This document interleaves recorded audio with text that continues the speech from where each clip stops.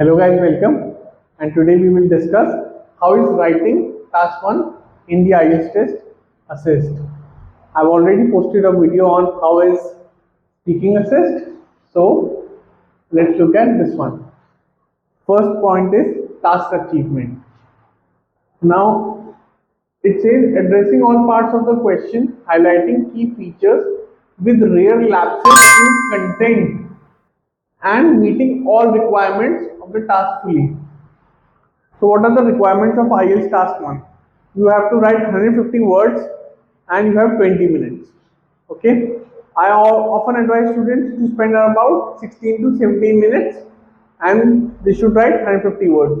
In IELTS writing task 1, especially for academic students, you are given a graph where you have to summarize all the information provided in the graph and make relevant comparisons.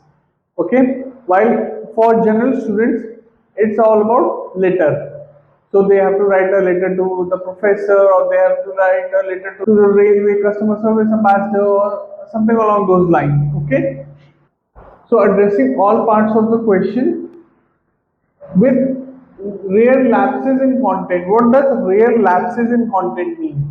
Rare lapses in content means your writing should be on point. You should not be writing about other things.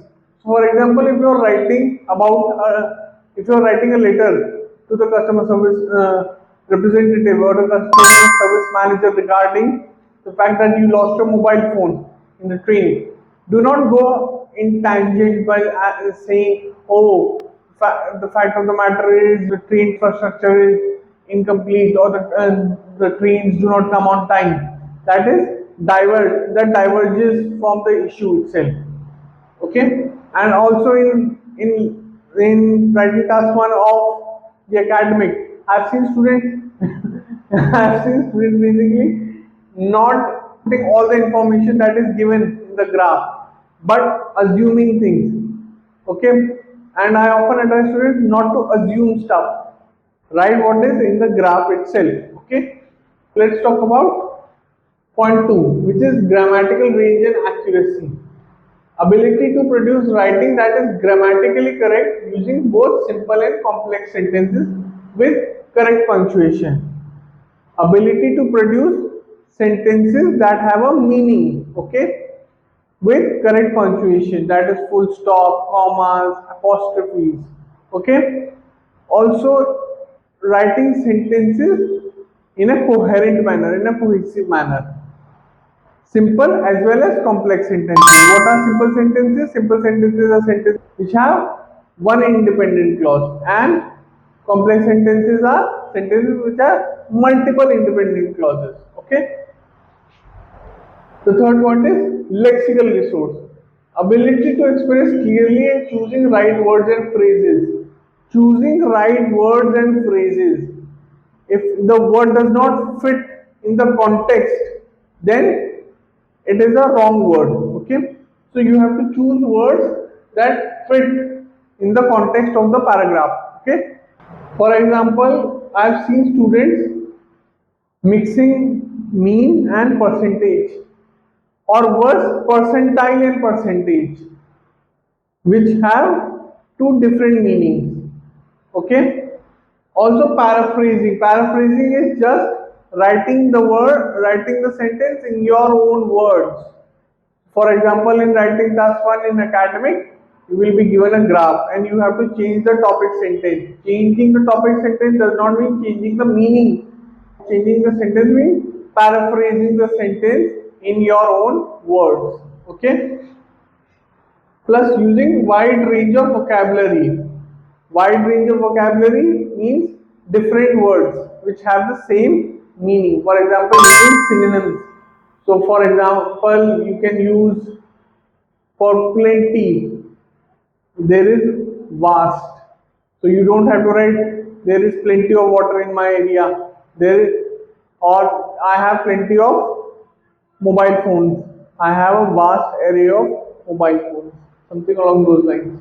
Also, for example, in writing task 1, if the topic says the bar graph showcases, so you can say the bar graph illustrates, elucidates, something along those lines.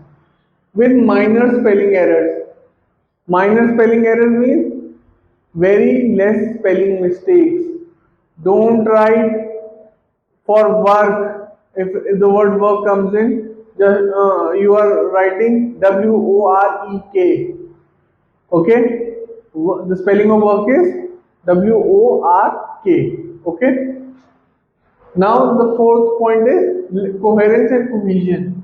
Information and ideas are logically organized with clear overall progression using a wide range of cohesive devices. Information should be logically provided. Okay. So for example, if you're writing about, let's say, technology is important for technology is very important for humans today. Okay. So in the next paragraph you show how technology is important, what are the various technological devices. So for example, here in writing task 1, students often mix information. So in the same paragraph, so if the paragraph state is saying that compare how consumer spending was there in 2 years, okay, 1990 and 2010. So I've seen students writing in 1990 consumer spent this much on electronics, and in 2010 and in the next line they will say in 2010.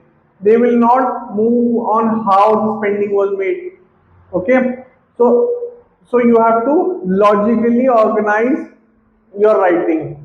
Also, you have to make sure that you use cohesive devices, connectors such as moreover, furthermore, although. Okay, so you can transition the information that you are providing. Okay, so these are all the band descriptors for writing task 1. I hope you enjoyed this video, and I will see you in the next one. Thank you. So if you like this video, please make sure to hit the like and subscribe button